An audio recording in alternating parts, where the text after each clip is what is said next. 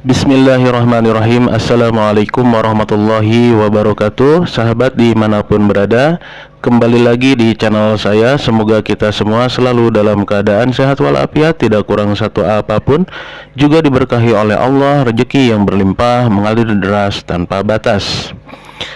Sahabat dimanapun berada, siapa di antara sahabat-sahabat yang sedang membuka usaha, kemudian usahanya yang tadinya ramai tiba-tiba sepi, dan semua itu menjadikan banyak pertanyaan dalam hati juga pikiran, kenapa bisa seperti ini?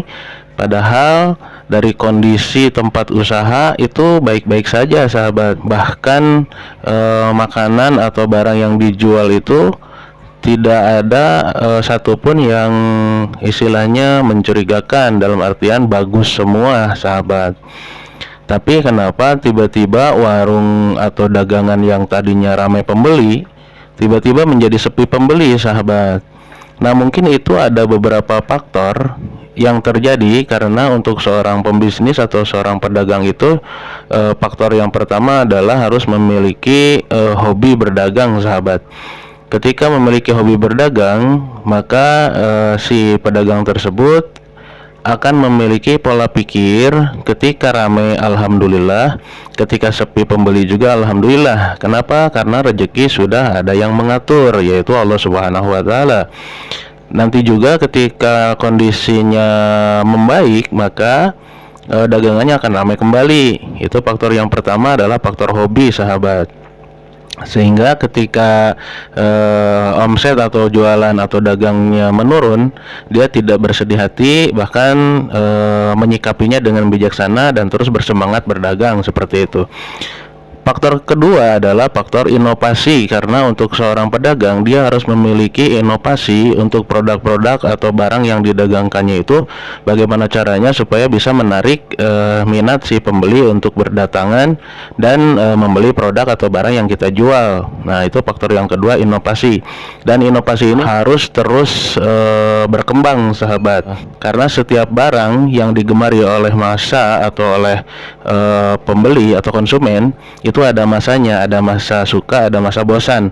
Nah, ketika bosan, kita sebagai pedagang harus berinovasi supaya ada produk baru yang bisa menarik minat si konsumen untuk datang dan membeli. Nah, itu faktor yang kedua. Faktor yang ketiganya itu biasanya terjadi karena hal-hal di luar nalar atau non medis sahabat. Ketika usaha atau dagang kita sedang rame-ramenya tiba-tiba sepi, itu patut ya sahabat kita untuk mencurigai, ada apa ini? Usaha kita kok tiba-tiba menjadi sepi secara drastis, padahal kemarin misalkan baik-baik saja. Nah, itu patut kita curigai.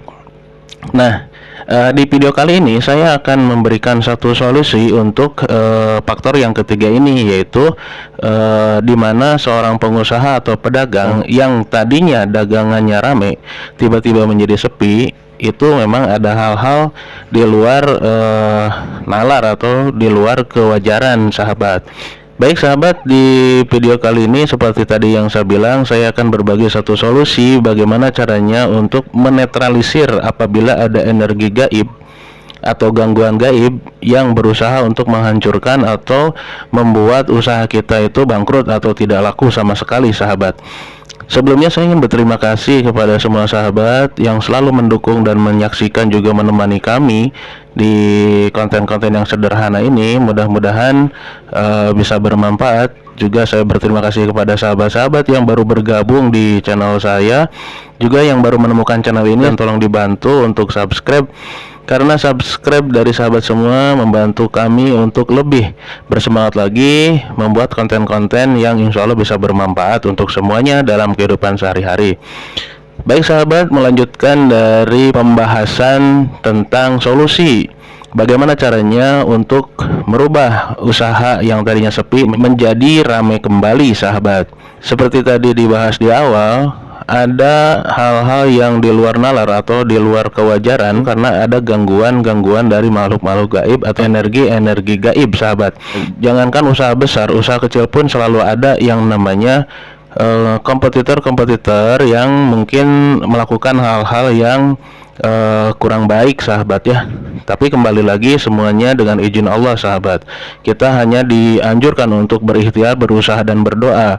Nah, di sini saya akan bagikan satu cara untuk menetralisir energi negatif atau energi dari gangguan gaib kepada tempat usaha atau tempat dagang kita, supaya kembali lagi menjadi ramai pembeli dan dagangan kita laris manis sahabat. Bagaimana caranya? Sangat sederhana sekali sahabat. Ini semua syariatnya ada di lingkungan kita atau di tempat tinggal kita. Yang pertama sahabat, silahkan membuat air cucian beras ya. Di pagi hari kan misalkan istri sedang mencuci beras. Nah, air cucian berasnya itu kita tampung sahabat di satu wadah. Kemudian setelah itu silahkan dikasih 1 sendok garam sahabat. Jadi air cucian beras itu dikasih 1 sendok garam. Kemudian mencari jeruk nipis sahabat ya, 3 buah jeruk nipis, 3 buah tersebut ya. Kemudian dipotong dan diperas, disatukan dengan air cucian beras tadi. Jadi air cucian beras itu masukkan garam 1 sendok, kemudian dikasih perasan jeruk nipis sahabat ya. Kemudian diaduk-aduk sahabat.